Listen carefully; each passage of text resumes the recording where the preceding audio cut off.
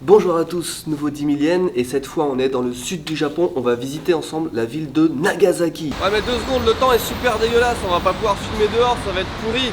Vous savez comment se passe un 10 millième quand il pleut?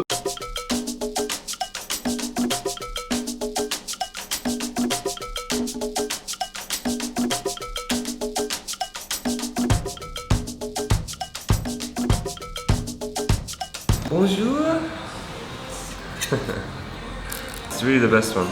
You think can I check something? Yeah.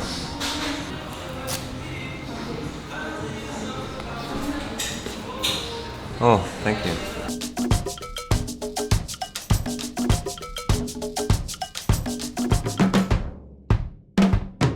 Bon, on est d'accord, vous connaissez tous le cinéma. Vous connaissez tous aussi le cinéma en 3D. Vous connaissez peut-être aussi le cinéma en 4D. Mais est-ce que vous connaissez le cinéma en 4DX? Cinéma dans lequel il neige, vent, bouge, odorama, avec des bulles, des éclairs, du vent, du brouillard, de la pluie et de l'eau. Le film 4DX super effets spéciaux qui passe en ce moment, c'est King Kong. On va pas le regarder tout de suite parce que ça dure 2 heures, mais on va sûrement, peut-être, éventuellement, retourner ce soir. Et si on y va, on va vous insérer là notre ressenti. On est le soir, on vient de finir le 10 millième. C'était un très bon 10 millième et le repas du soir, je veux pas vous spoiler, mais excellent. 3200 yens par personne, c'est un peu cher. J'espère que ça va valoir le coup. C'est juste derrière nous, on achète un popcorn, un truc sucré à manger. On y va et on vous raconte après, ça dure 2 heures quand même la séance. Hein. C'est pas un truc de merde, c'est un vrai film. Hein. Okay.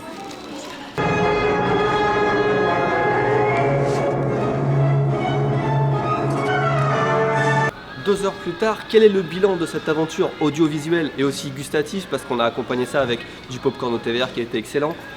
Le bilan, c'est que c'est très bien, j'ai adoré, c'est vraiment génial. En plus, King Kong qui est un film excellent, franchement j'ai adoré ce film. Alors avec tous les effets en plus, c'était vraiment le must.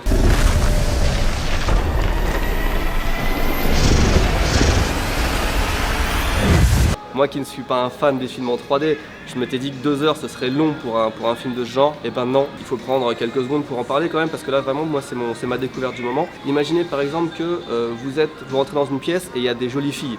Et ben vous sentez leur parfum.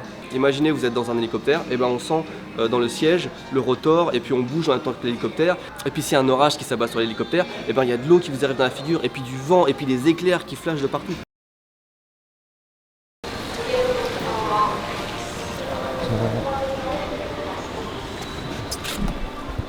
Nagasaki, vous le savez tous puisque vous êtes très bon en histoire, c'est une des 2 villes du Japon qui a reçu la bombe atomique sur la figure 3 jours après Hiroshima, 35 000 morts, etc. Donc il y a une chose à voir, qu'on est obligé de voir quand on va à Nagasaki, c'est le mémorial et le site de l'impact de la bombe. On va aller voir ça tout de suite.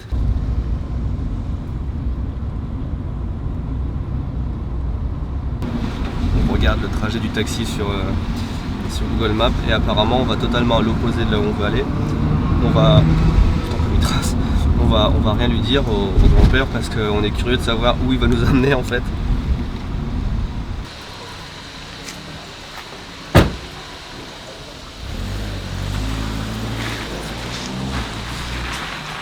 C'est bien ce qu'on pensait, on n'est pas du tout là où on voulait arriver. Gunkanjima Digital Museum.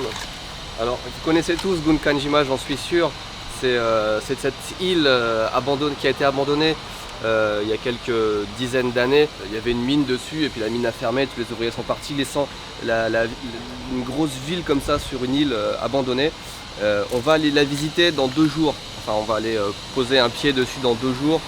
On va peut-être insérer ça dans la vidéo maintenant d'ailleurs.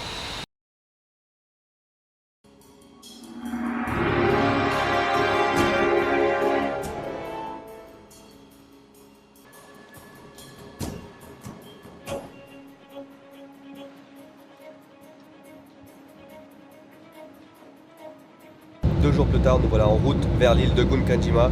Le temps n'est pas super. Le temps n'est pas super, j'espère qu'on va pouvoir accoster.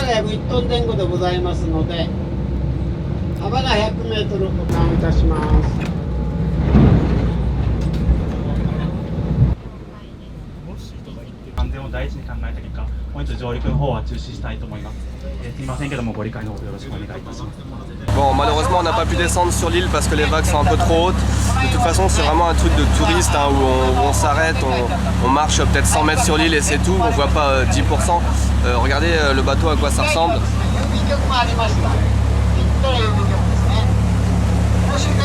J'avoue que vu de l'extérieur c'est quand même impressionnant. Après je dis ça, je dis rien, mais c'est pas la seule île abandonnée dans le coin. Et si vous attendez une semaine, vous aurez peut-être un Excite assez exceptionnel sur une île abandonnée.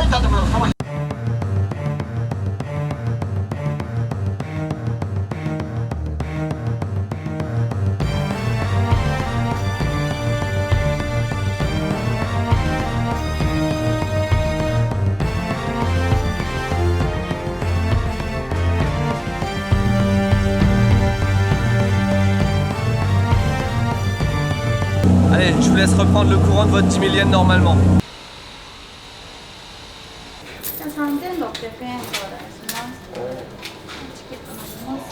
On est maintenant dans le musée de Gunkanjima. Je ne sais pas ce qui nous attend, mais c'est super cher. On a payé 1800 yens l'entrée. C'est à ça que ressemblaient les appartements dans lesquels vivaient les gens à Gunkanjima.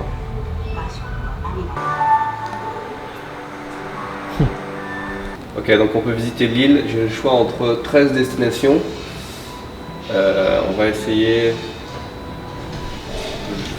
C'est que des ruines en fait. Ah mais c'est trop bien.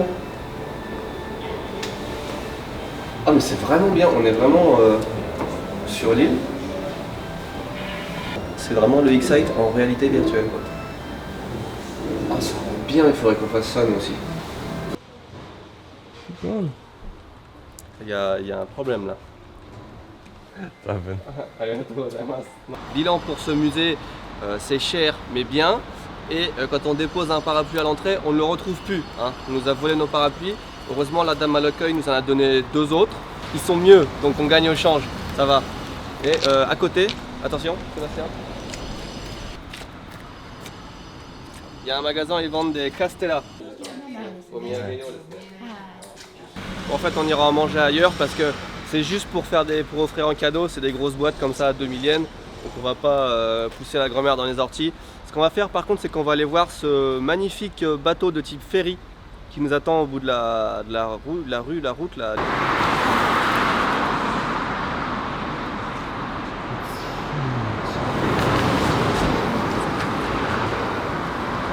Derrière moi, vous avez le Sapphire Princess et je peux vous dire que c'est vraiment impressionnant. C'est un village, une ville flottante comme on dit si bien, mais en vrai quand on est à côté c'est vraiment impressionnant et je suis sûr que c'est même pas un des plus gros du monde en plus. Et parce que Nagasaki c'est un des plus grands chantiers maritimes au monde hein, je pense, enfin, en tout cas au Japon ça doit être le plus grand.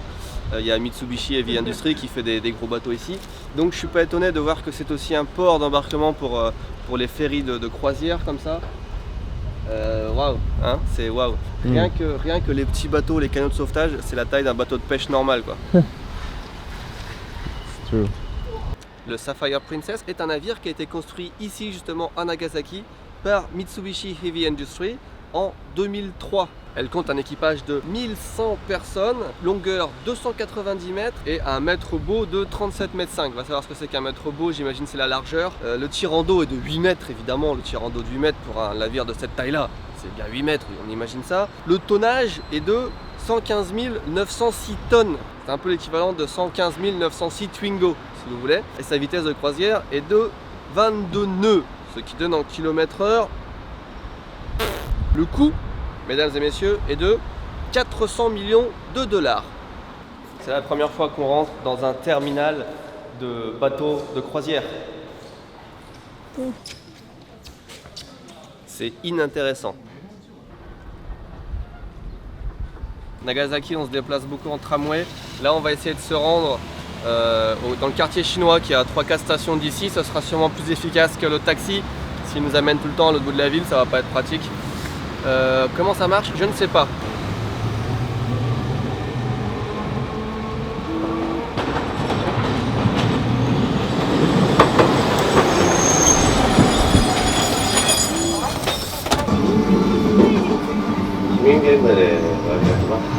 On descend à la prochaine station Tsukimachi.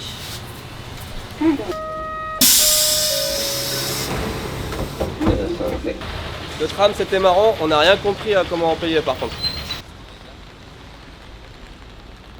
Ok, je pense qu'on a trouvé Chinatown. Enfin ça ressemble fortement à la Chine donc ça doit être ça. Ce qu'on va faire c'est qu'on va essayer de filmer tous les dragons qu'on arrive à rencontrer sur le chemin. Dans cette rue là juste. You can see me filming it actually only. En fait on va pas faire ça parce que rien que le premier immeuble il y a déjà 5 dragons dessus donc on va pas s'en sortir. Chinatown, je suis pas un fan de Chinatown en général parce que je trouve ça un peu chiant. Donc on va essayer de trouver quelque chose à manger ici peut-être.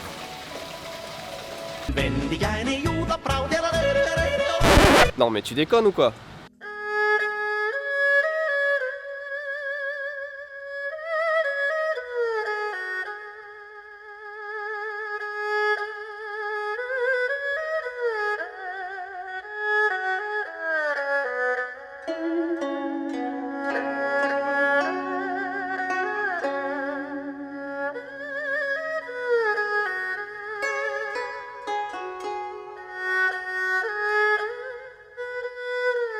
On était parti pour manger dans Chinatown, mais on a vu en face de la route ce restaurant.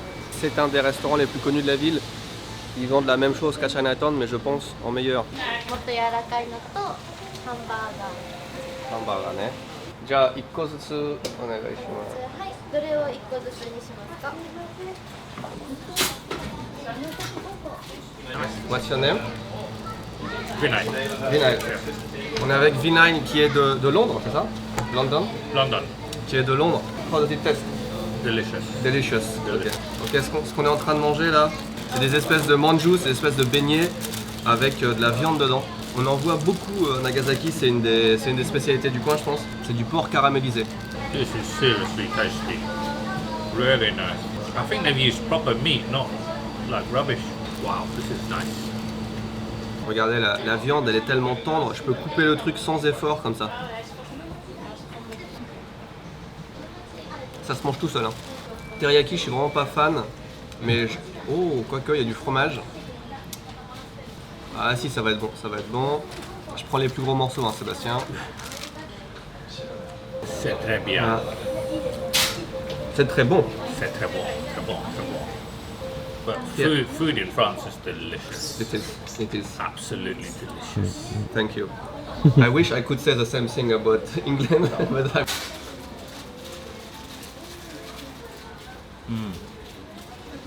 This is already really good. It's really good. Really, really good. It's better than the Nikuman. Yeah. That is the best. Oh, thank you. oh, arigatou Thank you. gozaimasu. Le staff vient nous apporter des fraises, on ne sait pas pourquoi. Il nous a... C'est vraiment sympa. Yes. Oh, thank you.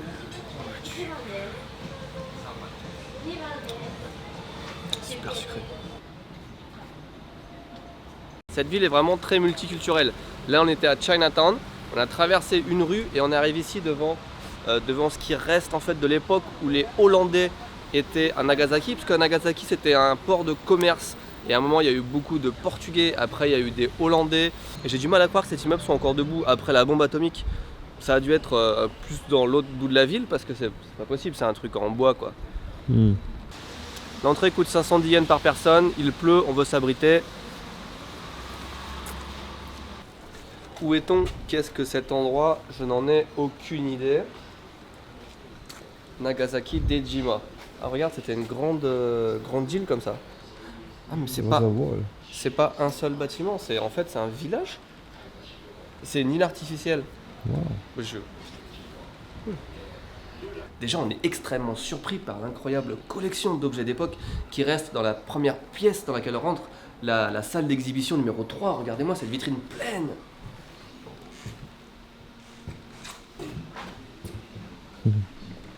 Ici, Sébastien. Regarde. Qu'est-ce que c'est que ça? Je comprends pourquoi il y a si peu de choses. C'est marqué là, c'est une small exhibition. Ah. It's really small. Ciao.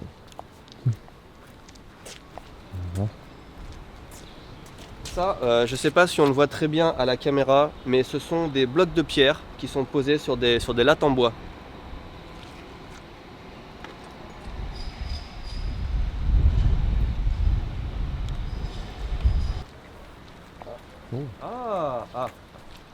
Ok. Cool.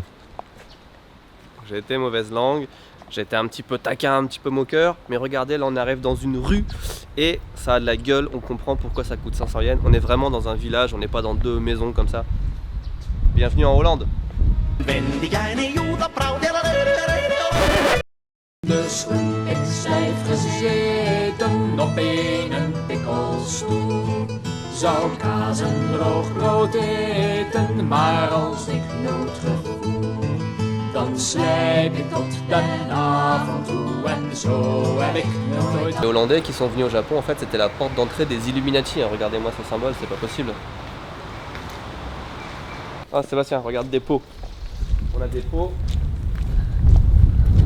Là, ce que vous voyez là c'est du bois. Parce qu'il est bien connu qu'en Hollande, il y a du bois. Okay. Non, je déconne, hein, j'ai la blague un petit peu facile, mais ça reste très intéressant parce que là, par exemple, on voit que il y avait aussi à l'époque de la terre et des cailloux par terre, sur le sol comme ça.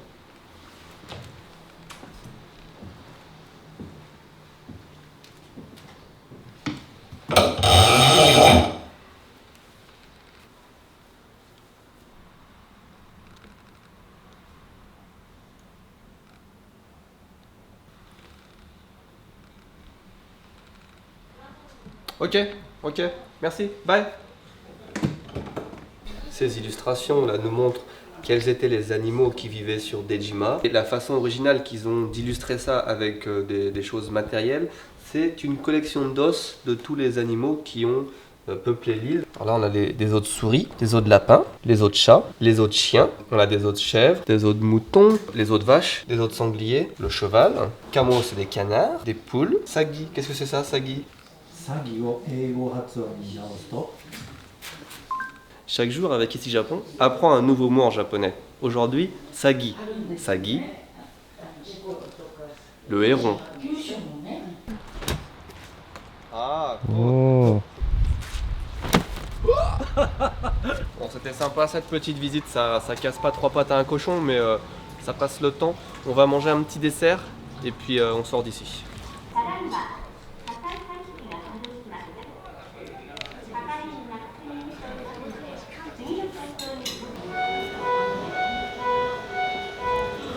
Une alarme incendie vient de s'activer, donc on attend. Si on ne brûle pas au milieu de tous ces bâtiments en bois, on va pouvoir goûter les desserts les plus populaires de Nagasaki. On en a commandé 3.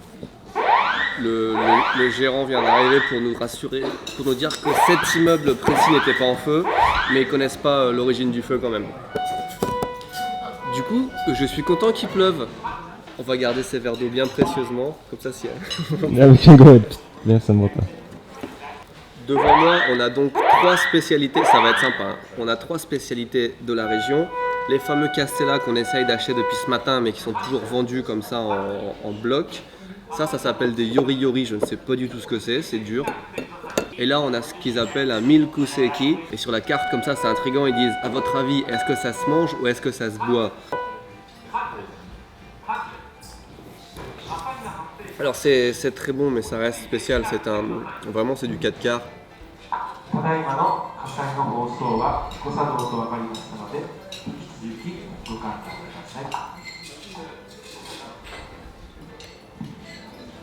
J'ai rien compris. C'est vraiment pas exceptionnel. C'est bon. C'est rafraîchissant.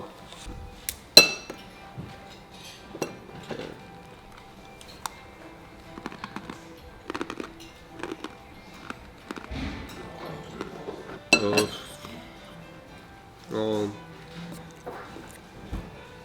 J'ai pas l'habitude d'être déçu au Japon, mais là on retente le tram pour aller donc au mémorial de la bombe atomique, le musée, le mémorial et l'endroit le plus à la verte. Vous verrez quand on sera sur place. Donc ça c'est le tram vert. Nous il faut qu'on aille dans le tram bleu. On commence à connaître un peu.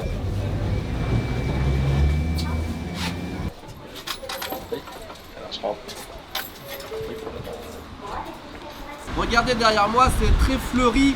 Toutes les villes, j'ai l'impression, sur Kyushu sont très fleuries. C'était pareil à Fukuoka, c'est pareil ici. C'est vraiment dommage qu'on ait ce temps de merde. Essayez d'imaginer avec un ciel bleu, peut-être 1 ou 2 nuages blancs, des oiseaux, et puis là un gros B-29 qui arrive, qui lâche une bombe atomique et qui explose tout. Cette subtile transition pour vous dire qu'on se trouve maintenant dans un parc qui est dédié à la tragédie du 9 août 1945, quand les Américains ont lâché la bombe atomique au-dessus de Nagasaki. La fontaine derrière moi s'appelle la fontaine de la paix et elle symbolise la volonté des Japonais à sortir de l'ère des armes nucléaires. Cette statue s'appelle l'hymne à la vie et c'est une offrande faite par, c'est un cadeau fait par les Italiens au Japon. J'ai l'impression que tout le parc est comme ça, il y a plein de statues et chaque statue symbolise la paix, le renouveau.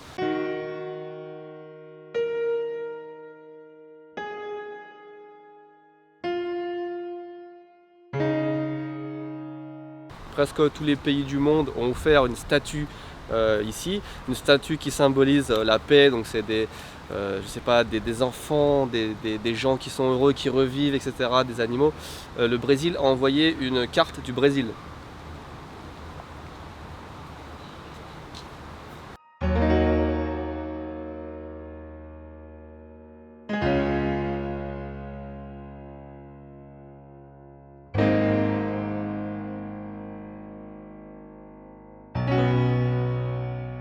Je crois que c'est ici, il y a un téléphérique, on peut monter et il y a un observatoire qui permet de voir un beau panorama sur la ville. On va pas le faire parce qu'il fait très moche, donc je pense pas que ce soit intéressant.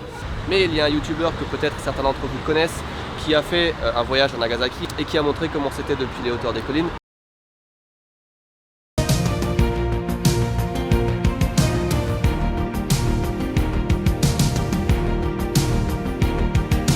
Maintenant, on va visiter d'autres choses. Par exemple, on va aller à l'endroit où la bombe atomique a explosé. Juste derrière moi, vous avez ce qu'on appelle l'hypocentre. C'est le point qui était directement en dessous de la bombe atomique quand elle a explosé. Ça, si on regarde bien au sol, ils ont fait un design circulaire. Et je pense que vu d'en haut, ça ressemble juste à une cible. Et voilà. Le 9 août 1945 à 11h02, c'est exactement à cette heure-là que à peu près 35 000 personnes ont cessé de vivre dans un rayon de quelques centaines de mètres autour de ce point.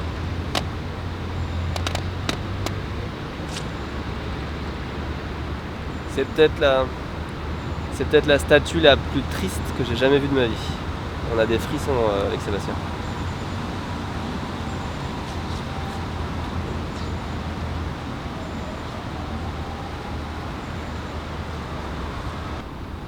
Nagasaki Atomic Bomb Museum, ici. J'adore l'entrée. Ils auraient pu faire un escalier tout con qui descend du deuxième étage au premier étage. Et en fait, ils ont fait une route circulaire comme ça sur 2 ou 3 étages. Et tu prends bien ton temps avant de rentrer dans le muséum, tu as bien le temps de réfléchir. Tu as les dates au mur et petit à petit, on se rapproche de 1945, tout doucement.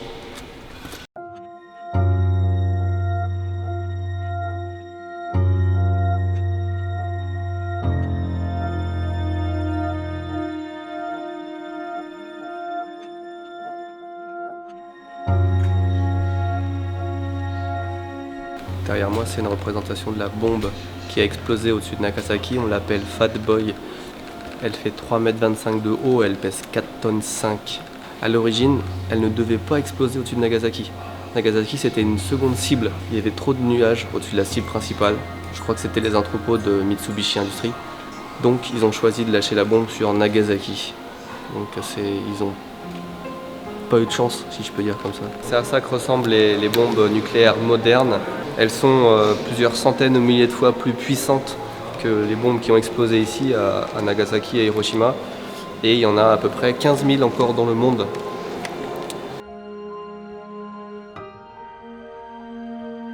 C'était un sacré muséum. Je pense que c'est le muséum qui m'a le plus pris au trip dans ma vie. Franchement, il donne à réfléchir. C'est le genre de musée dans lequel on n'a pas envie de plaisanter et que tout le monde devrait visiter au moins une fois dans sa vie. Le message final de ce muséum, c'est rappelez-vous et passez le message. Je m'en rappellerai et cette vidéo va vous passer le message.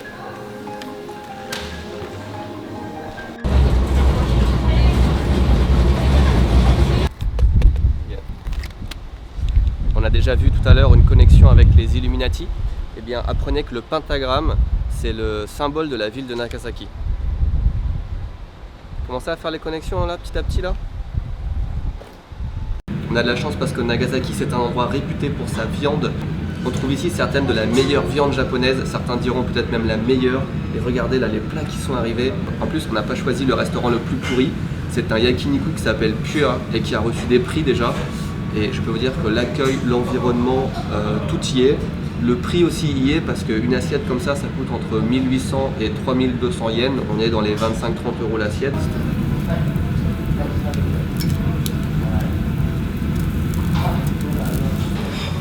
Je peux pas vous dire exactement ce qu'on a choisi comme viande. On en a pris 4 différentes et on a pris que du premium ou du spécial. On a pris les meilleurs trucs du menu. Oh, je suis un peu stressé, je tremble.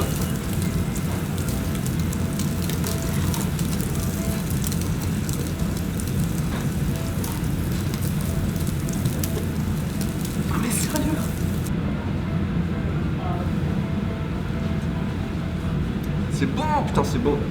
La viande elle est fondante, elle a du goût.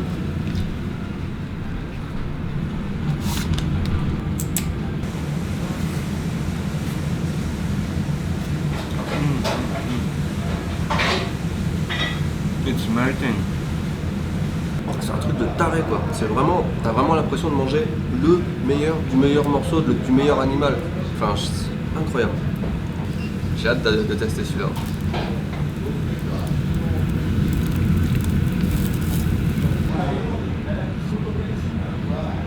Ah putain c'est trop bon. Bon. Eh ben écoutez, je suis plutôt satisfait hein. On a discuté un peu avec le serveur et comme il a appris que j'étais français, et ben il nous a apporté du fromage français. Comme ça gratuitement. Du bon fromage en plus. Ce que je vous propose de faire, c'est qu'avec Sébastien, on va manger toute la viande comme ça. Hop, regarde. Hop. On va se faire plaisir.